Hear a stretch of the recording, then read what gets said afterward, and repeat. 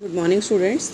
तो देखिए contract costing चल रहा था और 3 टॉपिक हमारे हो चुके थे। आप देखिए अब जो मैं क्वेश्चन कराने वाली हूँ उसका रिलेशन इस टॉपिक से है कि if the contract work has sufficiently advanced, कि जो कॉन्ट्रैक्ट का काम है वो सफिशेंटली मतलब एडवांस हो चुका है और we can say contract is almost complete हो चुका है 90% से लेकर 100% के बीच में, है ना। It means more than work हो चुका है ना, अबाउट टू कंप्लीट है। तो फिर प्रॉफिट कैसे निकाला जाएगा?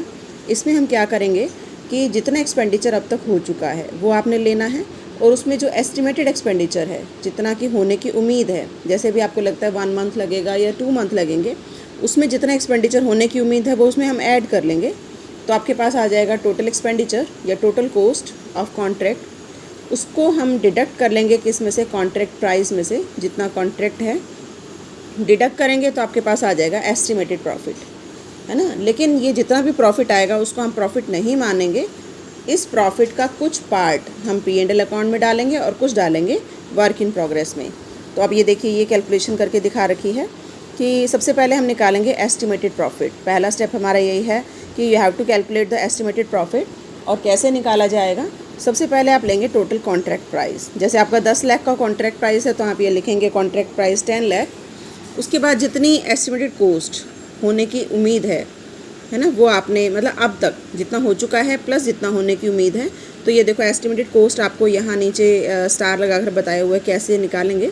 नेट एक्सपेंडिचर जो अभी तक हो चुका है अप टू डेट वो आप लेंगे। फिर add estimated expenditure on contract still to be incurred, जो अभी होने हैं। जैसे सपोज़ आप 7 लाख का एक्सपेंडिचर कर चुके हैं, 1 लाख एक्सपेंडिचर अभी आपका होना बाकी है। तो आपकी एस्टिमेटेड कॉस्ट कितनी हो जाएगी? 7 लाख प्लस 1 लाख, 8 लाख। तो estimated cost of contract on completion यहाँ आ जाएगा आपका 8 लाख। और आपका एस्टिमेटेड प्रॉफिट कितना हुआ? 2 लाख। कॉन्ट्रैक्ट प्राइस लिया हमने 10 लाख, एस्टिमेटेड कॉस्ट हो गई आपकी 8 लाख, एस्टिमेटेड प्रॉफिट हो गया 2 लाख। अब ये क्वेश्चन अराइज होता है कि क्या ये सारा का सारा प्रॉफिट हम P&L अकाउंट में शो कर देंगे? नो, है ना। इसका कुछ पार्ट हम P&L में शो करेंगे और कुछ अभी भी वर्क इन प्रोग्रेस में ही शो करेंगे। तो कितना वर्क इन प्रोग्रेस में जाएगा और कितना P&L में जाएगा? तो ये देखिए 2 फार्मूले हैं। या तो आपको क्वेश्चन में दिया होगा कि आपने इन दोनों में से कौन सा फार्मूला यूज़ करना है, या फिर अगर नहीं दिया तो आप अपने अकॉर्डिंग जो भी इंफॉर्मेशन आपको गिवन है कोई भी फार्मूला आप यूज़ कर सकते हैं। पहला फार्मूला है कि कितना पार्ट आप P&L में डालेंगे। उसके लिए आप क्या करेंगे, जो आपने यहाँ एस्टिमेटेड प्रॉफिट निकाला वो मल्टीप्लाई करेंगे work certified divided by contract price. जैसे आपको सपोज़ कॉन्ट्रैक्ट प्राइस है 10 लाख, वर्क सर्टिफाई हुआ आपका 7 लाख, है ना। तो 7 लाख डिवाइडेड बाय 10 लाख, जितना आपका यहाँ प्रॉफिट आया वो प्रॉफिट मल्टीप्लाई करेंगे। जितना अमाउंट आएगा ये कहाँ जाएगा? P&L में। बाकी जो बचेगा वो जाएगा आपका वर्क इन प्रोग्रेस में। इसी तरीके से दूसरा फार्मूला है इसी का ही, estimated profit on completed contract into cash received. जितना कैश आपको रिसीव हुआ, कॉन्ट्रैक्ट का कितना अमाउंट आपको कैश में रिसीव हो चुका है, डिवाइडेड बाय कॉन्ट्रैक्ट प्राइस। तो इन दोनों में से कोई भी फार्मूला आप यूज़ करके जो अमाउंट आएगा वो आपने डालना है P&L में। Balance is transfer to work in progress. I think clear हो गया होगा। फिर से देखिए एक बार कि सबसे पहले हम क्या करते हैं, एस्टिमेटेड प्रॉफिट निकालते हैं और उसके लिए हम लेंगे total contract price. Contract price में से जो एस्टिमेटेड कॉस्ट है, जो अब तक मतलब टोटल कॉन्ट्रैक्ट के कंप्लीशन पर जितनी कॉस्ट आएगी वो माइनस करेंगे, वो आपका आ जाएगा एस्टिमेटेड प्रॉफिट। फिर इस प्रॉफिट का कितना पार्ट आपने P&L अकाउंट में डालना है, उसके लिए हम ये फार्मूला भी यूज़ कर सकते हैं और ये भी कर सकते हैं। फार्मूला है estimated profit multiplied by work certified divided by contract price. ऐसे ही दूसरा फार्मूला है estimated profit multiplied by cash receive divided by contract price. I think clear हो गया होगा। अब देखिए इससे रिलेटेड जो क्वेश्चन है, illustration number 36, incomplete contract near completion. देखिए अब साथ साथ, on 31 March 2019 4,85,000 had been expended on a contract. मतलब एक कॉन्ट्रैक्ट पर इतना खर्च हो चुका है 4,85,000 and certificate had been received. Certificate इसका रिसीव हो चुका है to the date to the value of rupees 5,50,000। मतलब आपका जो वर्क सर्टिफाइड है, जिसका सर्टिफिकेट मिल चुका है, वो कितना है? 5,50,000 और खर्चा कितना हो चुका है? 4,85,000।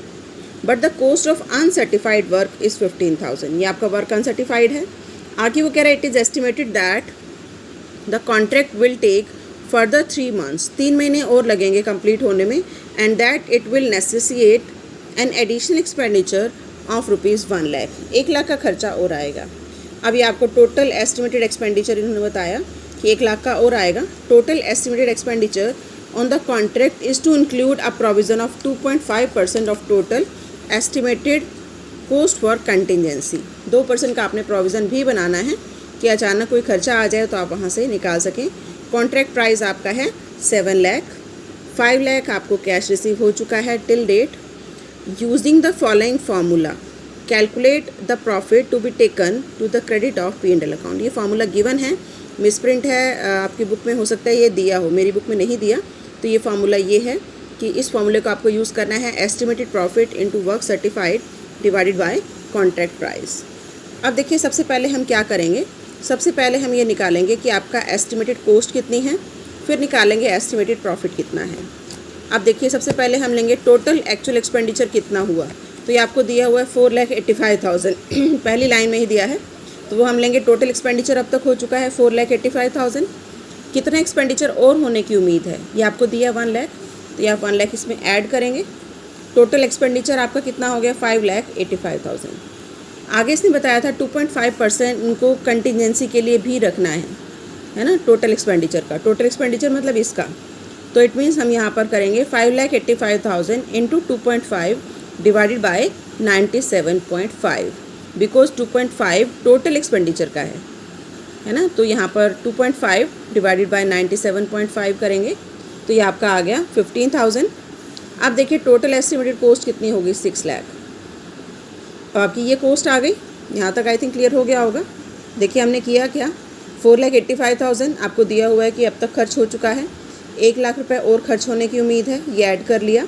उसके बाद इसने बताया कि जो 2.5% है ऑन टोटल कॉस्ट, इनको प्रोविज़न बनाना है फॉर कंटिजेंसी, तो हमने 5,85,000 इंटू 2.5 डिवाइडेड बाय 97.5 किया, ये आपका आ गया 15,000, ये ऐड किया। तो this is total estimated cost for full contract, पूरे कॉन्ट्रैक्ट की ये कॉस्ट है। अब इन्होंने कॉन्ट्रैक्ट आपको कितने का बताया था, 7 लाख का। कॉन्ट्रैक्ट प्राइस आपका 7 लाख है, तो 7 लाख में से इस 6 लाख को अगर हम माइनस करेंगे तो ये आपका क्या आ गया, प्रॉफिट। यहाँ तक तो आई थिंक क्लियर हो गया होगा। अब क्वेश्चन ये राइज होता है कि इस 1 लाख का कितना पार्ट P&L में जाएगा और कितना पार्ट वर्क इन प्रोग्रेस में जाएगा। तो फिर ये जो फार्मूला हमें ऊपर दिया हुआ है, इस फार्मूले को हम यूज़ करेंगे। अब देखिए ये 1 लाख हमारा प्रॉफिट है, मल्टीप्लाइड बाय, यहाँ देखो क्या फार्मूला था, estimated profit 1 lakh into work certified. Work certified आपका कितना है, ये दिया हुआ है 5,50,000 divided by total contract price जो कि है 7 लाख। तो ये आपका अमाउंट आ गया, ये आपने कहाँ डालना है, P&L में। ये आपका जाएगा P&L में, और बाकी जो बचेगा वो जाएगा कहाँ, वर्क इन प्रोग्रेस में। अब देखिए नीचे कॉन्ट्रैक्ट अकाउंट बनाया हुआ है। डेबिट साइड में सबसे पहले जो एक्चुअल एक्सपेंडिचर हो चुके हैं वो कितने हैं, 4,85,000, वो डालेंगे। क्रेडिट साइड में work in progress, work certified है 5,50,000, वर्क अनसर्टिफाइड है 15,000, ये आपका बैलेंस आ गया। फिर ये बैलेंस आप इधर डालेंगे 80,000। अब देखिए ये जो 80,000 है बैलेंस, इसमें आपने इसको हमने डिवाइड किया कि 78,571, ये तो आपने डालना है P&L में, है ना। और जो बचा वो कहाँ जाएगा, वर्क इन प्रोग्रेस में, ये बैलेंस है। हुआ क्लियर। तो इस तरीके से हमने करना है कि आपने ये पूरा प्रोसेस क्यों किया, ताकि ये जो बैलेंस बचा 80,000 आप इसको डिवाइड कर सकें कि इसका कितना पार्ट आप P&L में डालेंगे और कितना पार्ट आप वर्क इन प्रोग्रेस में डालेंगे। तो देखिए वर्क इन प्रोग्रेस में बिल्कुल माइनस अमाउंट है 1429। तो ये था हमारा इलस्ट्रेशन 36।